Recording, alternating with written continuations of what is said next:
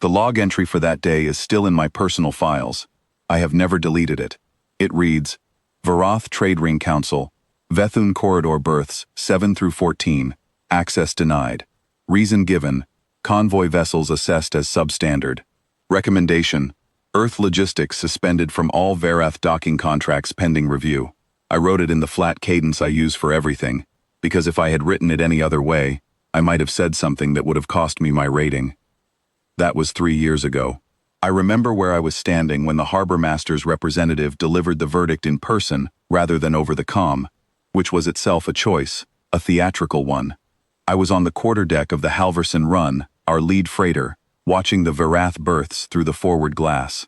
Their station was something to look at. The Vethun trade ring was the largest freestanding commercial platform in that corridor, maybe in that entire arm of space. 3 concentric rings of berths and markets and guild halls, all of it lit gold-white by the system's blue dwarf star, turning slowly in the light. They had built it over 6 generations.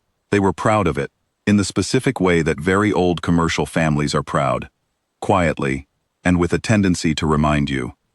The representative was a senior guild factor, fur the color of old rust, amber eyes, robes that cost more than my monthly operating budget. He looked at our convoy, the Halverson Run, the supply tender Anouk, and our escort, the patrol corvette Indus, and said, in trade standard, that the council had reviewed our application to join the Vethun preferred vendor list and found our vessels, and I am quoting, of insufficient class and reliability for Varath commerce. Our route plan was optimistic to the point of fiction. Earth Logistics had a reputation in certain corridors, and that reputation was not one the Varath Council wished to associate with their ring. I thanked him. I filed the denial. I took the convoy back out through the Vethun approach lane at exactly our posted departure time, not a minute early, because leaving early would have looked like fleeing, and I logged the entry I still have. I did not say a word about it to my crew beyond the facts. There was nothing useful to say. We ran other routes. We expanded. The Halverson Run got a sister ship within the year. The Anouk was joined by 2 more supply tenders, a mobile repair platform, and eventually a hospital barge, the Cairn, because enough routes through contested corridors had taught us that a hospital barge was not optional. The Indus got a second corvette escort. We ran 12 corridors the Varath Ring had also bid for, without their preferred vendor contracts, and we were profitable, and we were on time. The Vethun corridor began to come apart in the 2nd year after our denial. I watched it the way you watch anything you were told is none of your business, at a distance, without comment, with careful attention. The Yathani Compact, which had underwritten the Varath Ring's security arrangements for 4 generations, quietly withdrew its patrol vessels when a border renegotiation went sideways. The Compact's ships were replaced by a private security consortium, which was replaced by nothing, because the consortium's contract was not renewed when the Varath Guild factors realized what the new price was. 3 of the corridor's 6 transit lanes were reclassified as uncontrolled space within 18 months of the Compact's withdrawal. Piracy rose, freight insurance became complicated, several of the ring's long-term commercial partners redirected their shipping. The Varath sent delegations. They sent the delegations to the Compact first, and then to a series of coalition bodies, and then to individual member governments. They were thorough about it. They had been running trade networks for 6 generations. They understood how to negotiate, how to petition, how to present a compelling case. Their case was compelling. The Vethun Ring was a significant commercial node.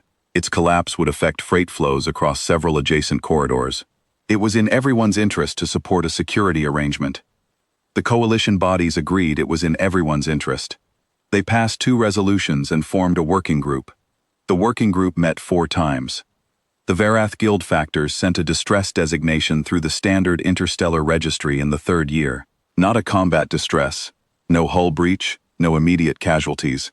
A commercial and humanitarian distress. The ring's population, roughly 40,000 individuals, was now operating in uncontrolled space without security guarantees, with freight insurance voided, with 3 of their 6 transit lanes effectively closed. Their food importation contracts had lapsed. Their medical resupply was 14 months behind schedule. They were not starving yet. They were going to be. I was running the Dravari loop when the distress flag hit my console. I checked our cargo manifest, schedule, and current route obligations. I ran the numbers on a Vethun deviation. Transit time, fuel cost, resupply math for 40,000 Varath over a 6-month stabilization window. I requisitioned 2 additional supply tenders from the Earth Logistics pool, granted within 6 hours, because Earth Logistics operates on the assumption that a distress flag is not a matter for deliberation. I filed a route modification and notified the Varath Trade Ring Council that we would arrive in 11 days. They replied within 2 hours. The reply was from a senior guild factor, not the same one from 3 years ago. That factor had apparently retired, and it was careful and formal and notably brief. It acknowledged the route modification notification. It said the council would prepare for our arrival. It said nothing else. I did not need it to say anything else. We arrived in 11 days, as filed. The convoy had grown since our last approach to Vethun berths. The Halverson Run, the Olafson, 4 supply tenders, the mobile repair platform Breckenridge, the hospital barge Cairn, and 3 corvette escorts running tight formation in the outer lane. We came in at posted approach speed, lights on, transponders clear. We came in the way we always come in, on time, in order, without ceremony. I watched the Varath ring through the forward glass on approach. It was smaller than I remembered, not in dimensions, but in the way impressive things become smaller when you return with more experience.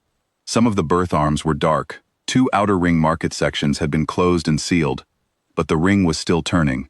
40,000 people were still on it, still functional after everything. That part I had not underestimated. The first corvette's dock request was accepted by the station in under a minute. Our own request followed. The Varath Harbor Authority cleared us without inspection holds, without the standard commercial review that had been the mechanism of our denial 3 years ago. We docked without incident. I did not leave the Halverson Run immediately. I had cargo routing to finalize, the priority manifest for the Cairn's medical offload, the scheduling for the repair platform's assessment of the ring's structural systems, the convoy's resupply sequence. Logistics pauses for nothing. I worked through the sequence, signed off on the manifests, confirmed the Cairn's medical team had clearance to begin intake processing on the station deck. Then I put on my coat and walked down the ramp. The Varath Council elder was on the docking deck to receive me, not a guild factor, not a trade representative. The council elder herself, fur gone pale at the muzzle with age, amber eyes steady and quiet, wearing the council's formal robes over what I could see were practical, worn clothes beneath.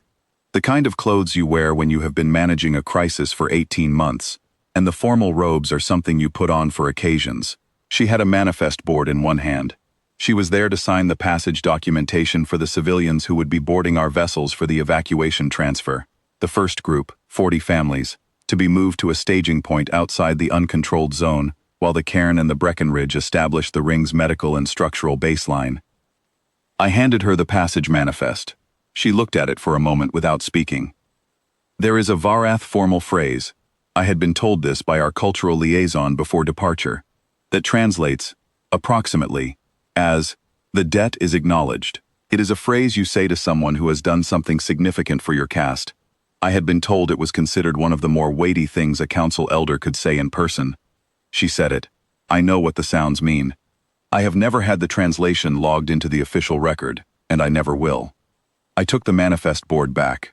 I thanked her, in trade standard, for her cooperation with the boarding sequence. I told her the Cairn's intake teams were ready, and the first family groups could board at their convenience. Then I went back up the ramp to sort out the resupply schedule, because that was what needed doing. The last group boarded 4 hours later. I watched the boarding cameras from the logistics station, the way I watch everything, without comment, with attention. 40 families, children with amber eyes looking up at the Halverson Run's interior corridors, adults carrying whatever they had managed to bring. The ships they were boarding were the same ships the Varath Council had, 3 years ago, called substandard. They were clean. They were functional. They were on time. I filed the departure manifest when the last boarding hatch sealed. The convoy undocked at our posted departure time, not a minute early, not a minute late. I have the original denial entry in my files. I have the departure manifest from that day filed next to it. I do not need to write anything between them. Anyone who reads both documents carefully enough will understand everything that happened in the space between. That is sufficient.